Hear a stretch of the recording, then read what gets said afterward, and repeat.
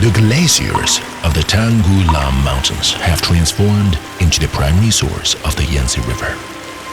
The melting snow of the Bayanhar Mountains forms the cradle of the Yellow River. Majestic Kunlun Mountains, vast Shilian Mountains, guarding the vast and boundless Chaidam Basin on the wastelands of Kokchil. A herd of Tibetan antelopes swept across the horizon. The emerald waves of Qinghai Lake ripple with the reflections of the bar-headed geese. The surface of Chaka Salt Lake reflects the purest breath of the sky. The snow-capped Ani-Majing Mountains nourish the myriad creatures of the Maji grassland.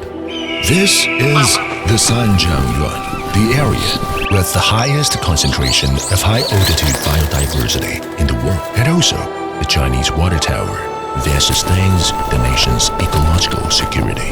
The ancient inhabitants of the plateau condensed their centuries of survival wisdom in facing nature into a profound reverence for mountains and rivers.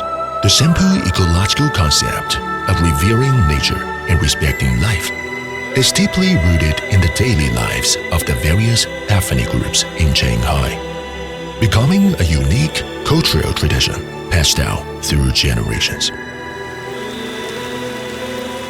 Shanghai's greatest value lies in its ecology. Its greatest responsibility lies in ecology, and its greatest potential also lies in ecology. Ecological priority has already been incorporated into local regulations in Shanghai and transformed into action by all citizens. Returning livestock to pasture and restoring grasslands allows deserts to don greenery once again. Herders put down their whips and transform into ecological guardians. Pasture grasses coexist with cattle and sheep beneath the photovoltaic panels. In Sanjiangyuan National Park, the traces of snow leopards overlap with the footprints of the rangers.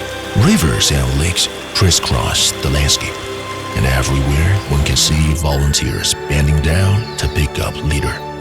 Ecological culture is not only about preservation, but also embodies the wisdom of harmonious coexistence between humans and nature.